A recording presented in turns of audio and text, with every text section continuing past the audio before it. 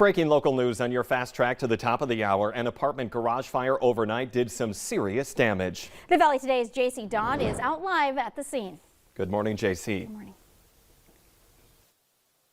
Good morning. Yes, the investigation is underway into what started the fire that caused $50,000 of damages here in South Fargo. I want you to take a look at this video taken last night. The call came in just after 11 p.m. last night. When crews got on scene, they found the fire in one garage. You can see it started in that one garage. They were able to luckily contain it to that one, but two garages on either side of it did sustain some smoke damage. Now that car has been pulled out, and that is what is left right here from what we see. Thankfully, Phoenix Jordan, no injuries have been reported, but again, $50,000 in damages from just that one garage catching on fire and that smoke damaging the other garages as well. Now, the investigation is underway, and we'll continue to follow and see what else we know coming from this scene. A lot to go over this morning with that local breaking news. JC Dodd reporting live from the scene this morning. Thank you.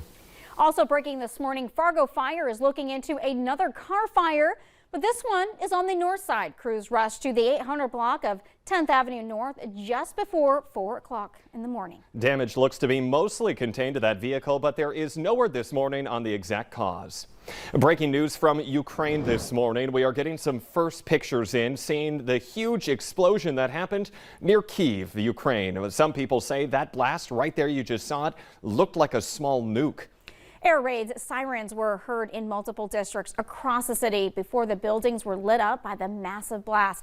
Kyiv is one of the 6 cities to come under fire today. We are also getting a look this morning at the scenes of destruction in the Ukrainian city of Kherson as the Russian military intensifies its bombardment there.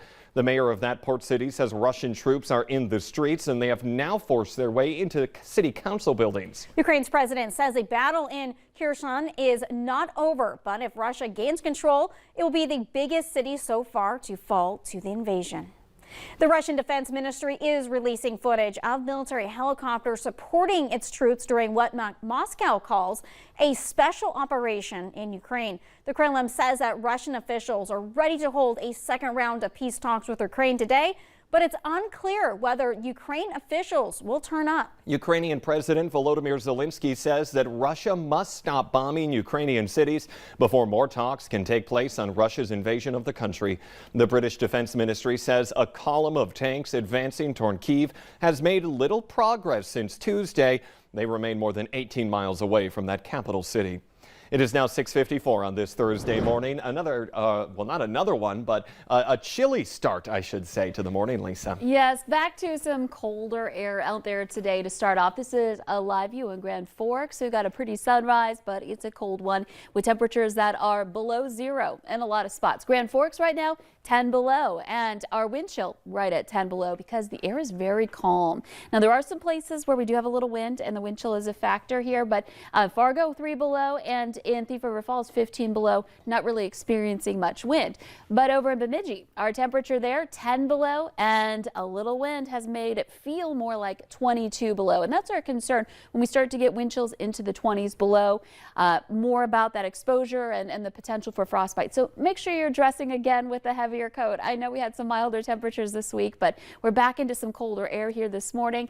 Fergus Falls is at 0, but it feels like 10 below with the wind, and it's 6 below in Devil's Lake right now. So there is that wind chill advisory that's in effect. Part of it has been canceled in the northwest, but Grand Forks still included in this advisory until 9 o'clock this morning. And places like Thief River Falls back up into the Hallock area also included in that wind chill advisory. We are also looking in the Southern Valley at the potential for some snow, and we've got some radar return showing snow in the Lemoore, Dickey County areas, back down into Sargent County, northeastern South Dakota as well, and back over to Wheaton. So it's just kind of brushing by that very southwestern part of our viewing area. Otherwise, we're on the drier side, and this should be not too impactful, but still in those areas. So you may have a little coating or maybe just a couple of flakes you're going to have to turn on your windshield wipers for here to start off the day today. In Fargo, out at the bus stop this morning, expect to have a mix of some sun and clouds once that sun is up just a little bit after 7 o'clock here in less than 10 minutes. We'll see that sun above the horizon, and temperatures are going to be pretty chilly. We're looking at that sub-zero range again out at the bus stop. But heading home, we do improve. We'll see temperatures back into the teens, and the wind will remain on the lighter side today as well. We'll have a few more clouds in the southern valley than in the north, closer to that area of snow. Friday warming up, but we'll have a chance for some isolated spots of snow or maybe even a little bit of a mix. And then, of course, we're still monitoring that storm system for this weekend. First alert weather days for Friday and Saturday, or rather Sunday and Saturday and Sunday, rather. Stay tuned. And we have to watch out on Friday. There's going to be a little bit of a breeze, too, with that snow as well. So still very active here in the forecast. And keep it right here as we track that system. Lisa, thank you. Well, it's back to business today for Richland County Courthouse and Law Enforcement Center in Wappington that shut down after an initially set fire.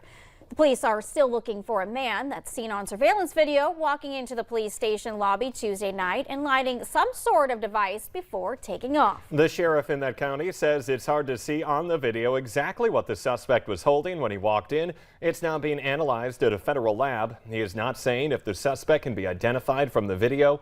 All 15 inmates were evacuated on Tuesday, then transferred to the jails in Fargo and Valley City. They have since returned.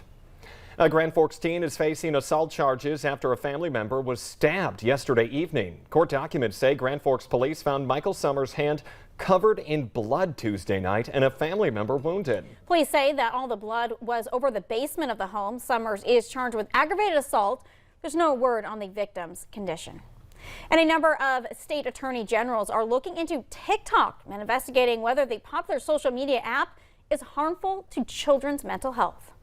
The move comes after President Joe Biden called on Congress to pass laws regulating privacy and advertising towards kids during the State of the Union this week. The states that have announced their participation in the probe include California, Florida, Kentucky, Massachusetts, Nebraska, New Jersey, Tennessee, and Vermont. A representative for TikTok says the company is looking forward to provide information on its safety measures, including restricting certain media to young users. Freedom truckers are heading for the Valley today. They plan to be at the Petro gas station on 45th Street in Fargo around 4 p.m. Although folks at the rally in Montana yesterday said they've been running a few hours behind. Various law enforcement agencies are working together to monitor the convoy as it moves through North Dakota. And northbound traffic is down to one lane on the 45th Street south in Fargo between 37th and 40th Avenue. The city is doing maintenance and storm sewer work. The lane closure is in place until that end of the workday tomorrow. A longtime Fargo landmark building is coming down next week. Demolition equipment is staged next to that old Kmart on South University. Crews will start knocking down that building on Monday. Developers are building low-income housing in a shopping center with restaurants, a coffee shop, and a clinic and pharmacy. They're hoping to have it all done by fall of 2023. And a downtown Fargo brewery is mixing up a special batch of beer in support of Ukraine. DCR Brewing Company says its Glory for Ukraine beer is a hazy IPA brewed with malted oats and wheat. They will release it on St. Patrick's Day, and they'll hold a fundraiser to help support any relief efforts in Ukraine. The Today Show and CBS Mornings are just about to start, but the Valley Today rolls on. More live up-to-the-minute news and weather coming up right now on the Fargo CW. That's where we continue to track the breaking news in Ukraine as more cities are being bombed, and some are saying it looks like potential nukes were even used. We have the very latest coming up on the CW. Otherwise, have a good Thursday, everyone.